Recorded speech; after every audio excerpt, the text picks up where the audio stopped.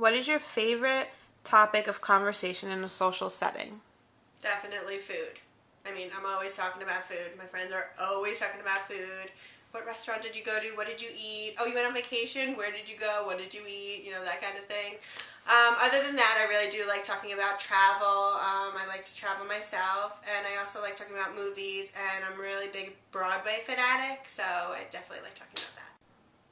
Where do you get your recipes? How do you put your own personal twist on your recipes?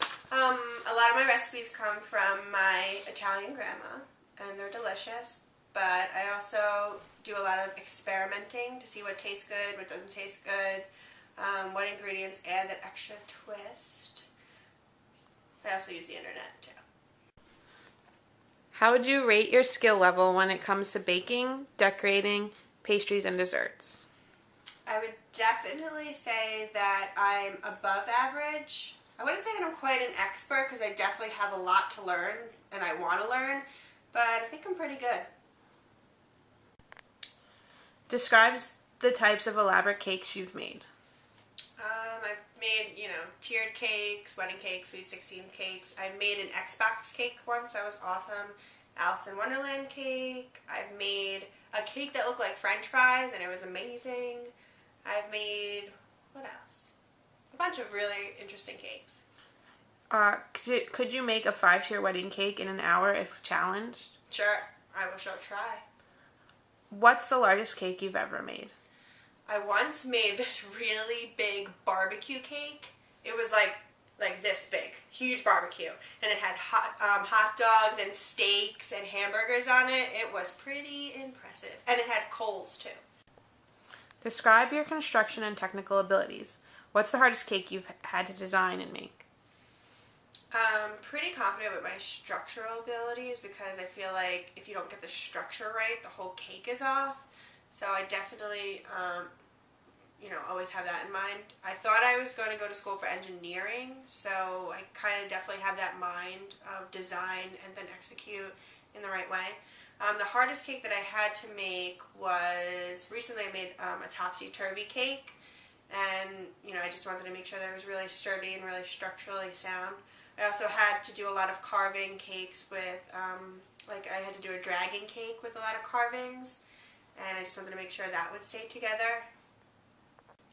How would you rate your decorating skills when under time constraints? I get everything done, not a problem. Are you usually happy with the end results? Yes, actually a lot of my cakes I don't know until the last minute because your clients are always like, oh, I need to buy tomorrow, or I need to buy 2 days from now. So I'm definitely one of those people that strive under pressure, and I actually, it's kind of tough going through it because I'm my own critic, but in the end I'm really happy with it. In your opinion, what makes a great cake baker and decorator, and what makes someone a bad baker or decorator? Well, you definitely need to have a passion for baking and a passion for decorating. I mean, it's definitely an art, so you need to be creative, but you also need to be a problem solver and a people pleaser because in the end of the day, you're not the client, someone else is. I think what makes a bad baker is someone that crumbles under pressure, who doesn't know how to make changes quickly, who is super stubborn and not willing to change, and someone who's just not passionate about it. How do you think you'll handle quick-fire type challenges and working in a group for bigger challenges? What do you think will be your strengths and weaknesses in these situations? I think my ability to work under pressure is really going to help me, and that comes from my experience in retail sales. I also think my ability to be a leader is going to help me in group challenges because I'm definitely the one to step forward and say, okay, let's make a plan and let's get it done. What kind of role do you generally play in groups? Well, let me answer it this way. In my family, we have nicknames for each other. My oldest brother is the Prince because he gets everything he wants. My middle brother is the Messiah because he can't do anything wrong, and I'm known as the boss. So I guess I'm the leader of the group. Are you competitive in nature, and if so, can you please give some examples? Yes, I'm very, very, very competitive. I always want to do the best, be the best, and I hate losing. And to prove it, this is a certificate, I hope you can see it, that I got at the end of 2010 It was the best overall performance for a manager at my job. I think I'm one of the best managers there, and I, love being the person that everyone comes to for questions. So I'm definitely competitive. If you're up against another contestant, will you be competitive in order to win the cash and prizes? How far will you go to win? Oh, I'm definitely going to be competitive. Definitely. I hate when people sit back and they make excuses and they say they're sorry and that it's all their fault and they should go home. No way, that's not happening. I'm not going home and I'm not letting someone beat me. How do you handle stressful situations? How do you react?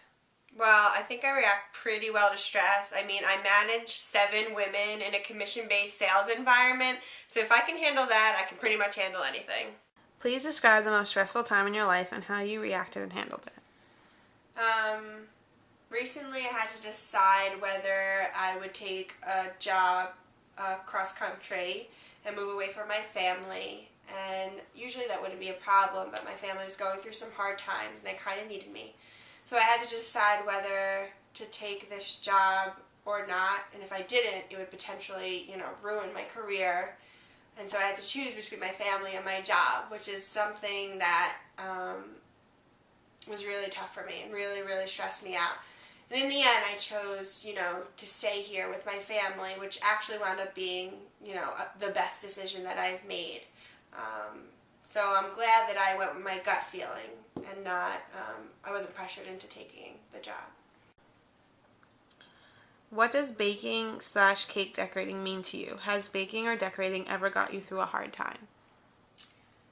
It kind of means the world to me because, as I said before, I'm 25 years old, as my friends say, a quarter of a century, and thus far I've been, doing a job that's really not my passion.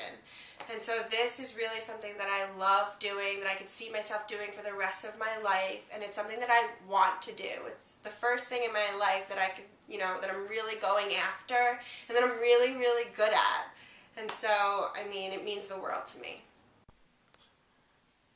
Why do you want to be on the show? I want to be on the show for a lot of reasons, but I want to be on it so I can, break into the baking world. I'm starting my own, business, which is really, really scary, but it's really exciting at the same time. And I feel like being on the show would prove to myself and to everyone else that I can really do it.